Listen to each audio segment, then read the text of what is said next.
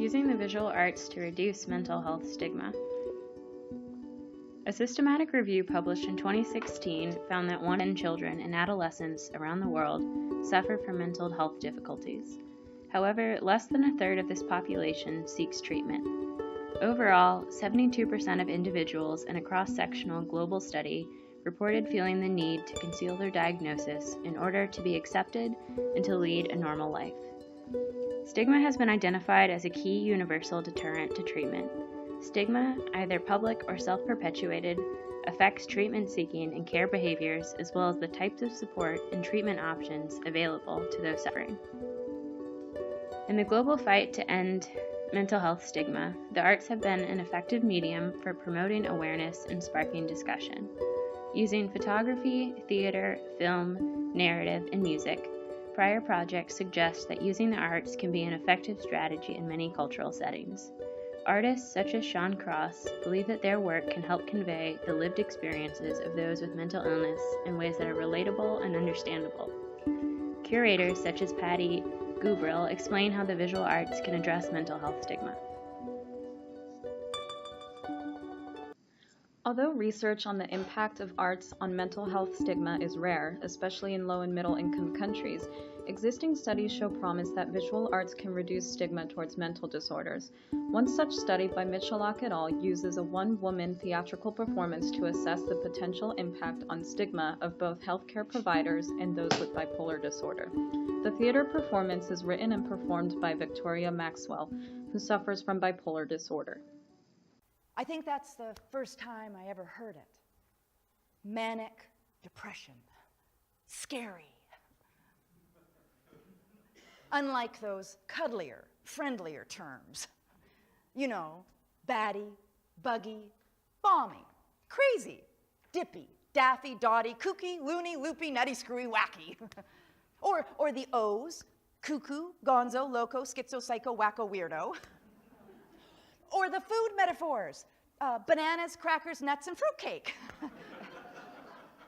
And who likes fruitcake? Quantitatively, the study showed improved attitudes toward bipolar disorder immediately after the intervention, but did not show a significant increase in attitudes long term. People with bipolar disorder show relatively little improvement in attitudes towards bipolar disorder. However, both healthcare providers and people with bipolar disorder showed improved attitudes. Overall, theater shows promise as a compelling medium to address mental health stigma in an effective way. Speaking in terms of stigma and mental health leads us down the path of what we can see and not see. For some mental health patients, it is the visibility of their illness that they seek so others can understand. In the same breath, it is invisibility of their illness that others fear. Sometimes we will never see their pain until it is inflicted upon themselves or others. One way a patient can make his illness visible is through the expression of art, and that the patient himself is the creator of that art. Richard Duke Haggerty has pieces on display at Duke Hospital from September 1st to October 31st, 2016, which visually represents his thoughts. So this exhibit here is actually the work of an artist who went to medical school here. And his parents met here. He was born here, and he was actually diagnosed with dyslexia at a young age here. And he had always been interested in the arts, and when he came to medical school here, he was in his second year of clinical rotations, and he was studying psychiatry. And they were doing dream analysis, and his professor, he said that he was having a hard time writing his dreams that his professor asked him to write. So his professor said, well, why don't you draw them? And ever since then, he started drawing his dreams. And it's been 40 years, and he's always been a very prolific artist. What can these pieces by Richard Haggerty teach us about combating stigma in terms of his specific battle with dyslexia? Stigma can be present and should also be addressed. In his latter pieces, Richard Haggerty began to sign his name on his artwork backwards as a form of acceptance. And then there's the stigma from others. Jennifer Collins Mancor addresses how the medium of the visual arts can allow one to understand another person who may be a multitude of many things, and all of them are acceptable. Because, visually, there's a lot of different ways to solve a problem visually, and they're all as valid as one as the other. And so and I think what it does is it also allows you to understand someone else's viewpoint, be able to consider solving problems from a different direction. I just think it opens up the mind. There's not just one way. Now that we've addressed one local intervention through which the artist-patient makes his dyslexia visible and accepted via the visual arts, here is another artist doing the same. We will address how stigma itself can compromise art, but that it doesn't have to. The ideal mental health patients are a threat to themselves and others compromises the existence of art and mental health spaces. Walls and art supplies cease to exist.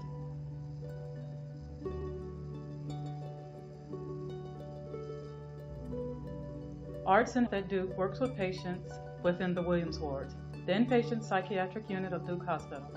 Katya Hill, literary arts coordinator for Arts and Health at Duke, tells us that they provide art kits to the patients in the ward as they do with non-mental health patients, but with slight adjustments.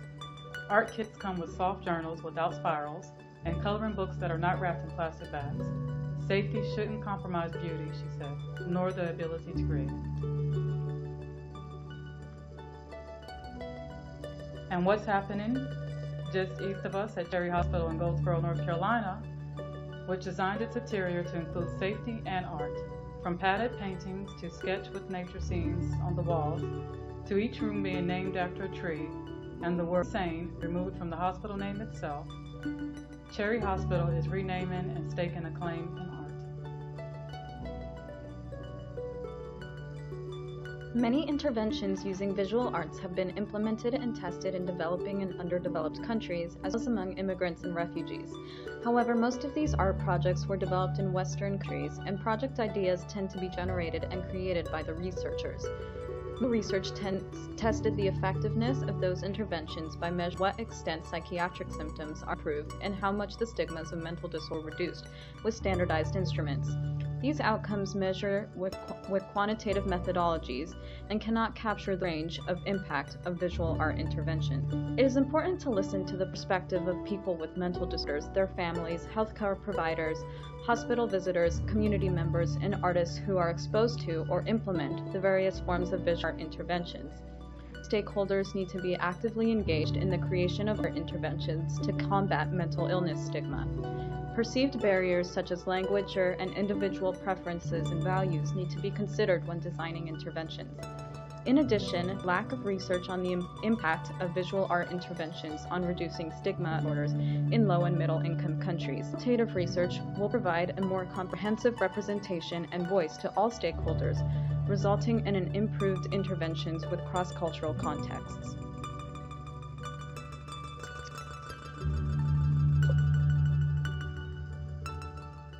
In the current state of evidence-based practice, a commonly cited barrier to the implementation of visual arts in the field of mental health is ascribed to the lack of evidence. Research on the use of arts to improve mental health outcomes is limited, and in the research that is available, there is considerable heterogeneity in research design, intervention, sample size, measurements, and setting, hospital versus community, resulting in a lack of generalizability.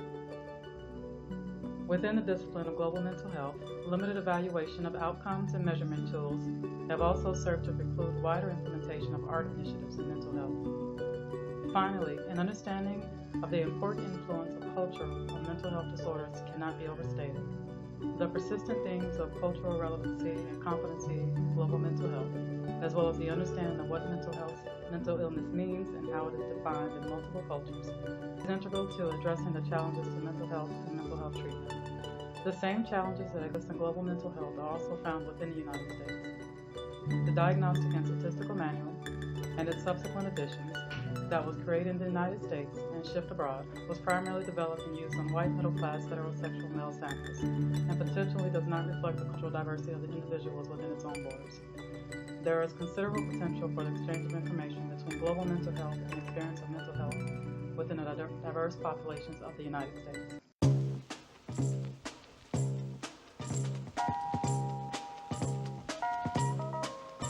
It's hard enough to get mental health treatment in the US, but it's even harder if you're not white. Studies show that racial and ethnic minorities are significantly less likely to receive mental health treatment than whites. So we reached out to experts to find out why it's so hard for people of color to get help. The first thing is stigma. In other words, shame or disgrace that can make people feel excluded. Stigma is a big deal in the US, but especially in communities of color. The Asian American community has high amounts of depression, anxiety, and other mental illnesses, just like every other community. Even when people might get connected to a healthcare provider, often the family doesn't understand. They feel like if it's known that their child is seeking help, that the family will be looked down upon. Your cultural value, your cultural circle does not afford you the possibility of asking for help. Not being able to even verbalize that piece then leads people to very dark corners and very dark places. Depression, untreated depression in those cases oftentimes leads to suicidal ideation or drinking or substance use of some sort. The second reason is a lack of cultural competence. Cultural competence is a doctor's ability to recognize the different places their patients are coming from and then be able to adapt to their needs. Traditionally, African Americans will not come in and say, I'm depressed. They'll say, I'm sick and tired of being sick and tired. Fatigue is a real clear sign. So they'll not really even appreciate themselves that what they're experiencing is a mental disorder, because that's considered frailty. And frailty is something that's not really considered acceptable in a community that consists of mostly working people. A person might be considered psychotic if they say they believe in ghosts. But this is a cultural belief. Sometimes it can rise to the level of a delusion, but sometimes it just has to be taken into account. Not being sensitive to culture can lead to a wrong diagnosis, and that's happened. In the video, the challenges of mental health disorders in non-white populations in the United States is examined. Stigma is a very pervasive barrier to mental health and its treatment. Inability to overcome this challenge has the potential to greatly undermine mental health equity and treatment on multiple levels. The visual arts have the potential to effectively reduce stigma related to mental health, resulting in increased recognition, treatment seeking, and healthcare utilization. We propose that there be focus groups of patients, stakeholders, clinicians to establish culturally sensitive intervention using the arts to address stigma in mental health diseases. Qualitative analysis of the effect of the intervention should be performed in order to ensure patient-centered care. Finally, I will discuss the potential public health impact of visual arts-based interventions and qualitative data collection concerning these interventions. Before I begin, take a moment to look at this piece of artwork created by a Duke student, which was found in the Duke Arts Annex on campus. Take a moment to consider how this piece makes you feel about the mental health of the artist and perhaps yourself. This intervention we discussed earlier, like this piece of artwork, can hopefully decrease stigma surrounding mental illness. It may improve coping mechanisms for those with mental illness and families. It provides visually appealing evidence of an intervention to convince donors and stakeholders to support funding for further research and projects. Finally, the intervention may improve helping behavior and access to healthcare for those suffering from mental illness by making mental illness visible. Thank you for your time.